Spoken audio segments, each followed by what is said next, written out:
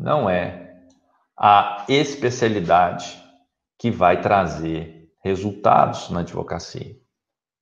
Que bom seria se bastássemos a fazer, né, a escolha, se nos bastasse a escolha da área, estudar a área, né, e buscar clientes. Tem advogado, muitos advogados que pensam que é simples assim. Né? Escolha a área, estude e prospecte. Escolha a área, estude e prospecte. É isso que é dito na maioria das faculdades. E aí, quando a gente chega na advocacia, quando nós mergulhamos no dia a dia, que entramos no campo de batalha mesmo, nós observamos que não é assim. Não é a especialidade que vai me trazer resultado. Não é o simples conhecimento técnico que vai me trazer resultado. Não é mesmo. Né? Então, mas onde está essa crença? Quem que estabeleceu, quem que disse que na advocacia você precisa simplesmente escolher uma área, estudar a área e prospectar cliente? Esse é o caminho do sucesso da advocacia. Bom, está aqui, ó, na faculdade. Infelizmente, as nossas faculdades, elas têm uma metodologia muito focada, né, no direito material. E aí, poucas faculdades têm estudos técnicos, estudos de pesquisa ou estudos científicos que demonstram ou que observam a advocacia e o mercado jurídico. Essa dança, né? Essa sincronia entre a advocacia e o mercado jurídico ao longo dos tempos. Pode anotar aí no papel quantas faculdades do Brasil fazem isso. Não que a faculdade forme estudantes ou alunos só para serem advogados, porque não é isso. Mas é a grande maioria. Se quando eu vou me matricular numa faculdade de Direito, eu perguntar assim na faculdade, vocês me habilitam para ser advogado? Se eu estudar aqui durante esses 5 anos, eu estou capacitado para ser advogado? Você me garante isso? Certamente que a grande maioria das faculdades, a grande maioria, vai dizer que sim, que garante. Até mesmo porque esse é o negócio da faculdade. Não é? Esse é o produto que ela está te vendendo. Ela tem que te habilitar como advogado, óbvio. Não, é claro, existe um detalhe que é a prova da ordem, que é uma outra história, mas ela tem que te habilitar para o exame da ordem, e o exame da ordem, como o próprio nome já diz, ele não é para te... ele não te ensina a advogar, ele te habilita, ele te dá a condição técnica exigida pela lei para você exercer advocacia. Mas quem tem a responsabilidade para com o seu exercício profissional é a faculdade. Não é o exame da ordem. É bom que isso fique claro, né? O exame da ordem é uma prova para ver se você está apto para exercer advocacia. Mas e o que vem antes do exame da ordem? Então, as faculdades, elas têm a obrigação de te habilitar para a advocacia.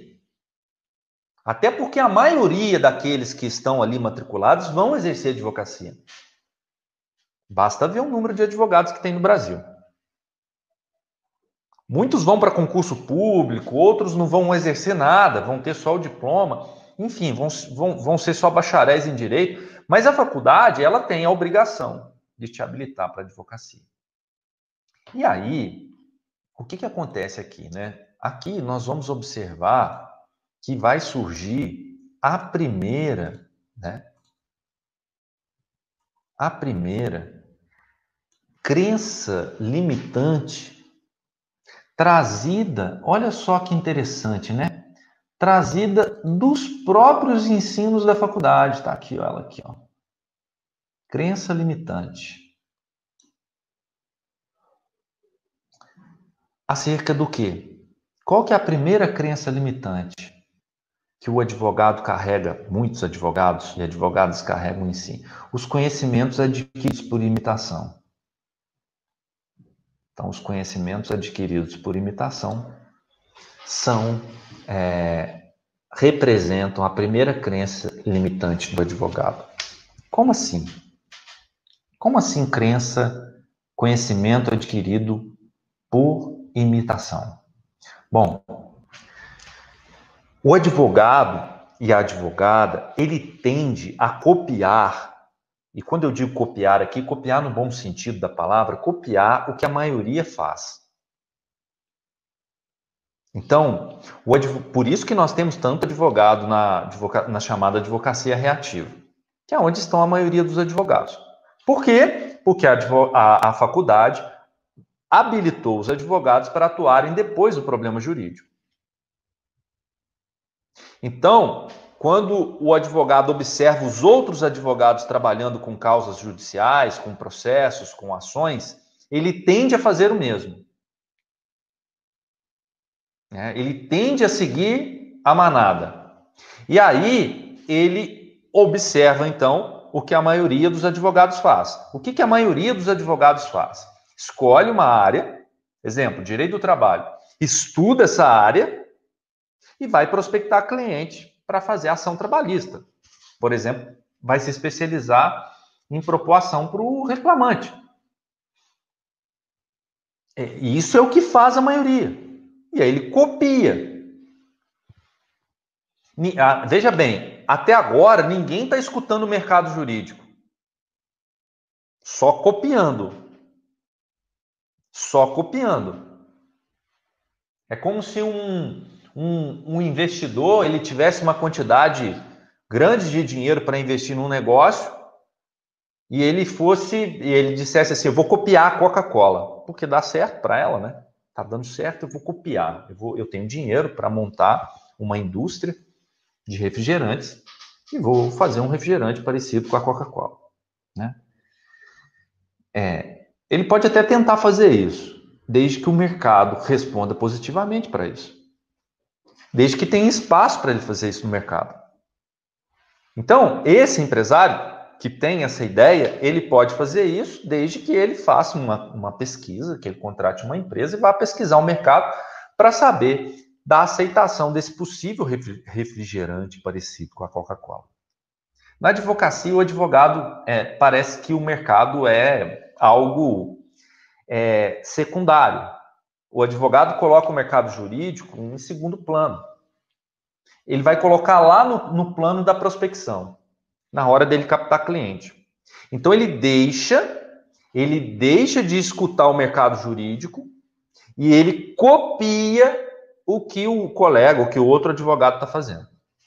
E aí ele começa a ver o que está dando mais dinheiro, previdenciário, trabalhista, que tipo de demanda judicial hoje está em alta que eu possa fazer. Aí hoje a fonte de ensino é muito grande, o acesso é muito fácil hoje com o digital. Ele vai lá, estuda e vai fazer a prospecção. Mas olha só, em momento algum o advogado escutou o mercado jurídico. Esse advogado, vamos chamar de Sócrates. O doutor Sócrates, ele forma já com uma grande deficiência da faculdade, que não o habilita para a advocacia, porque a faculdade também não escuta o mercado jurídico, porque as faculdades, a maioria, desculpem, tá? A maioria das faculdades não produzem estudos científicos de pesquisas observando esse enlace entre a advocacia e o mercado jurídico. Harvard faz isso com maestria, a melhor faculdade de direito do mundo. Né? As aulas elas são construídas a partir de pesquisas feitas no mercado jurídico. Então, por exemplo, o estudante de direito em Harvard, ele tem aula prática, ele tem aula teórica e prática dos vários modelos de escritório de advocacia que tem no mundo e que dão retorno financeiro. E aí o aluno entende por que aquele modelo de escritório de advocacia dá certo. E, em regra, não tem nada a ver com a especialidade, mas tem a ver com o mercado jurídico.